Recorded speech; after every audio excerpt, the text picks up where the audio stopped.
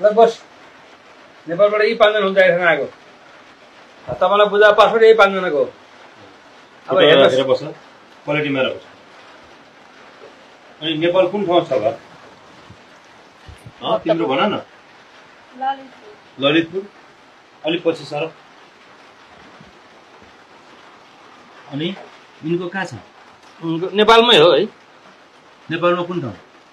नेपालमै हो किन सोधिरहनु अनि नानी तिमीले के काम गर्न जाने मलाई क्लिनरको काम सबै आउँछ कति पढाइ छौ पढाइ छैन सर 2 माथि हो यस्तो 2 पढ्ने मान्छेले यहाँ त अरू काम त पाउँदैन कि भाडा मानेर लो धोनी मात्रै हो 2 पढेको मान्छे बच्चा बच्चा कतिवटा छ 3 जना 3 जना बच्चा भइसकेको मान्छे यो बुढेसकालमा किन विदेशमा आयो के गर्नु सर बाध्यता छ घरमा आर्थिक अवस्था कमजोर छ बाध्यता भएर के गर्नु केही सिप पनि जानेको छैन पढाइ पनि छैन बाध्यताले केही काम हुन्छ त हामीलाई प्याकिङको काम भनेर पठाउनु भयो हो त्यो प्याकिङको काम मिल्यो भने मिल्यो नभएदेखि भाडा मान्ने लुगा धुने काम मिल्छ तिम्रो लागि तिमी त्यो काम गर्ने कि नेपाल फर्किने तयारी हुनु उहाँलाई भन्नु अनि नानी सुन त तिमीले कति पढाएछ 1 धेरै पढेको अनि के काम गर्न आउँछ तिमीलाई मलाई बच्चा पाउन आउँछ किन आसेको अहिलेसम्म बच्चा कतिवटा पायो एउटा अनि बच्चा पाउन पर्ने आउने मान्छेले उही नेपालमा बच्चा मात्रै पार बस्दै भइहाल्थ्यो किन यहाँ विदेश आउनु अब यहाँ आएर विदेश कसको बच्चा पाउँथ्यो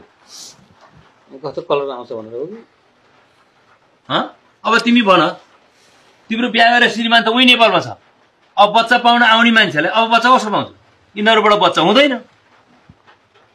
तिमी पनि लेडिज अब के गर्थ्यौ तिमी अब बच्चा पाउने मान्छे खोज्यौ अर्को भाडा मान्ने काम भन्न लगाइदिनु न म त्यो काम गर्न पाएँ भने भइहाल्छ त होइन तिमीले आफैले भन्यो कि बच्चा पाउने काम आउँछ भनेपछि त बच्चा पाउन आउने जे जानेको छ सजिलो हुन्छ त त्यही गराइदिने होइन उसलाई मैले जिस्केको नि होइन तिम्रो जिस्किने को हो म तिमी यहाँ के गर्न आएको तिमी अहिले यहाँ कुन ठाउँमा छौ जिस्किन कि लभ गर्न आएको हो कोसँग जिस्केछौ तिमी अनि म तिमीहरूको को दलाल हो के भनिस् रे हान्नु हुँदैन तपाईँ त्यहाँ बस्नुहोस् हात हाल्नु हुँदैन किन हुँदैन लेडिज मान्छेलाई फेरि नेपालमा गएछ त मलाई उहाँ नेपालमा भाषा कसैले यी अहिले हाम्रा अन्डरमा छन् यहाँ त्यो बोल्न मिल्छ यिनीहरूले कोसँग के बोल्यो भने थाहा हुन पर्यो नि नेपालमा 2 कक्षा 1 कक्षा पढेको मान्छे दलाल भने त हो नि के रे ल ठिक छ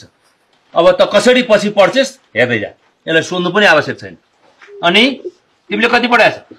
मैले 12 पढाएछ के सिप जानेछ